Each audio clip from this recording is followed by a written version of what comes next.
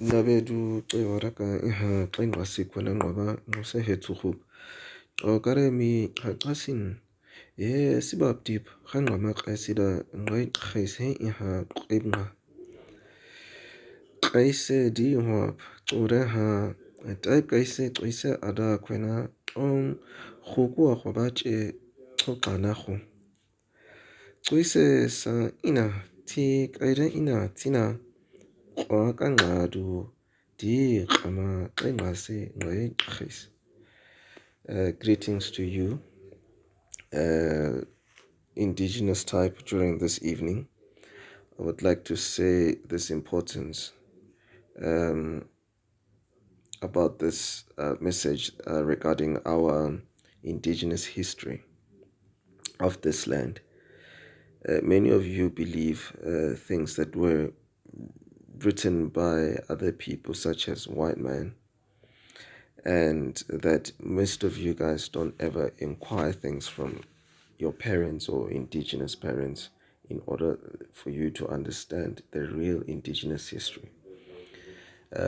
I'm here having to make a voice note in regards to this because I've noticed that most of our society is coming from different hegemonic systems that were created by your colonialist. They had this imagination or this belief that indigenous identity was embodied under that hegemony.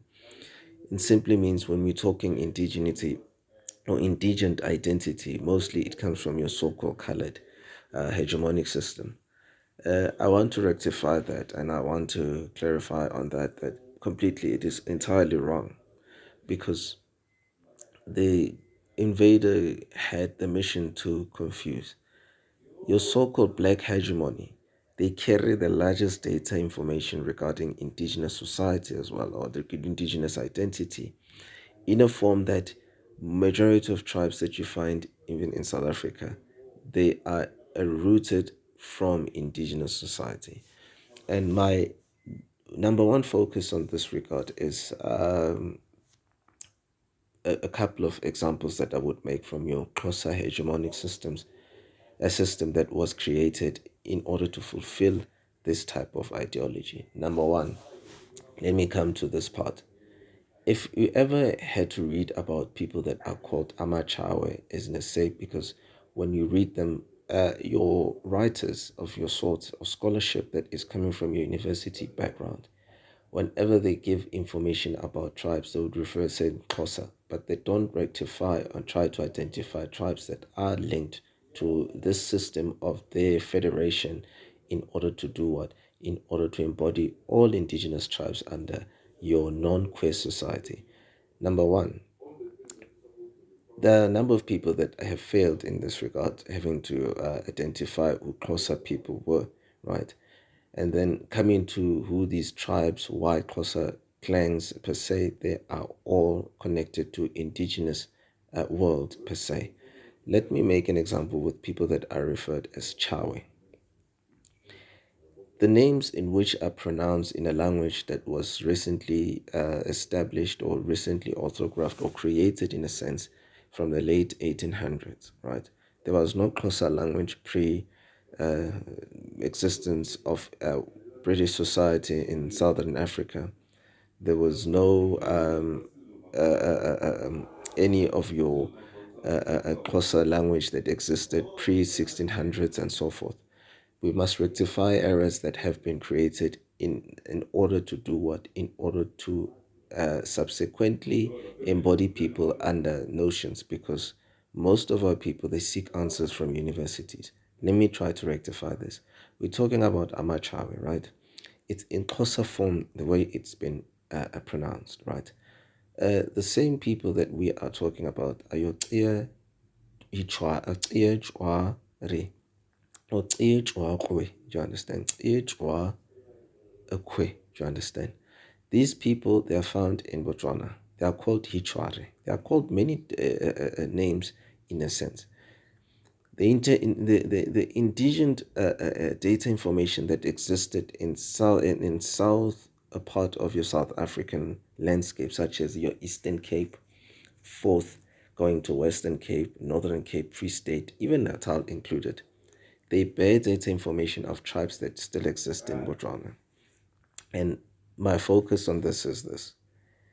Hietshuwau or Xhosa, the people that exist amongst also in the Mbondo people. I mean the Mbondo hegemonic system in their so-called kingdom.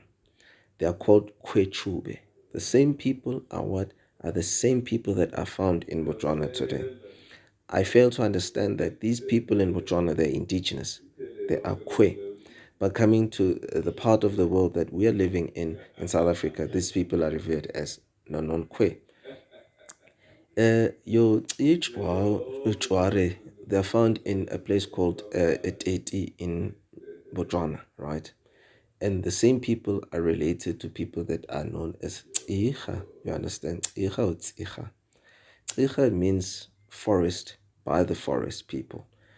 Xhosa, it means people of the forest or men of the forest in definition.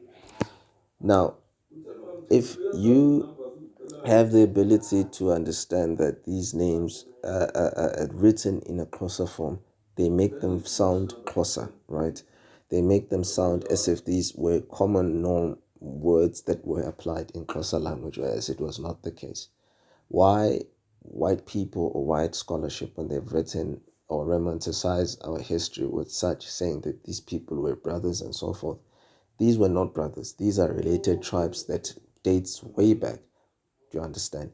And you cannot identify Chawa as a man because there's no date, there's no anything that gives clarity that Chawa people were men. I mean, were a man, whereas they're a tribe and group of men. Do you understand? Or forest men per se, according to the definition that is from a Khwe definition. Now, what puzzles me a lot into this is that the name is being codified without a click. That's why it's called Chawe, right? But when you seek deeper into the language and the name, that the name is Hietshuwau, Hietshuwau. You understand? There's many forms of calling this name collectively in order to describe who these people are. But today, these people that have been revered as your non-Khwe in South Africa because of the system that was created in order to do what? To subjugate our society, to fall under this system and this Bantu system, this Transkei system that was implemented in order to remove the indigent vividness that existed at that particular time. I'm saying this because it also caused genocide of our society, and this in a sense that it caused people to become confused. However, your scholarship from universities, they would never tell you this because whenever they write about indigenous people, they confuse people with definitions such as Khoisan, San, Khoi, and so forth because they don't know the correct database in regards to who indigenous people are. They take informants of any sort, they pay them money for in order for them to acquire information which they're going to feed public the wrong information in that regard. So I'm trying to appeal with this, teaching people. Why am I trying to give people a good fix of what happened in the past? If people talk about amaXhosa in the past, the same Xhosa definition and name, it has no connection to who the people are in regards to a non-Khwe hegemonic system or non-Khwe society, but it is a name that is existing within the same indigenous society or atmosphere. It is a name as well that is attached to tribes of a sort going back as tribes that you could link in Botswana. My point is, I'm trying to say this. Whenever history is written about our people, they always distract the distract attention in what people might think who our people were. If they write example about David Stearman, they write Khoi Khoi, right? This is the way of trying to confuse society that all was one, all was united, all the same people were connected to tribes that today have been revered as non-Khwe. This was a mission into doing what?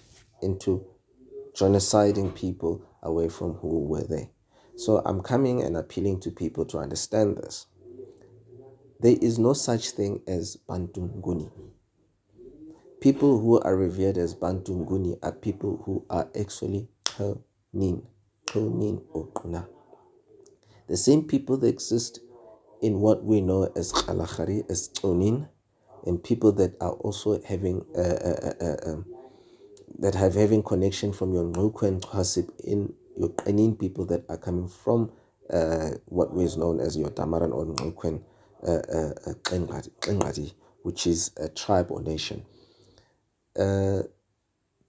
It's the same thing as we find in South Africa amongst the Nama as well. You have your Qanin society, which are originally indigenous people.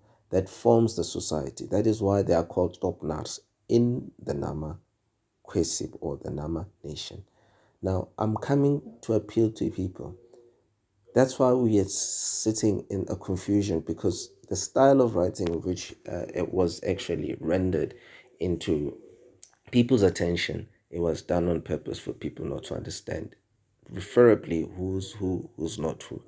All I'm saying is the people that they identify as Xhosa, your Chawe people, they exist as indigenous people. They have no connection to Central Africa. It is an error because these people, they come from Teti. That is why even when they say it in Sotho, Barekebo Teti, they're saying it in Sotho, which is from the Botswana atmosphere. So I'm saying this, these people, they are Khwe. Unite people according to who they are, not according to what historical reference have been created in order to subdue them and to separate them from who they are. My example I made about your Chawe people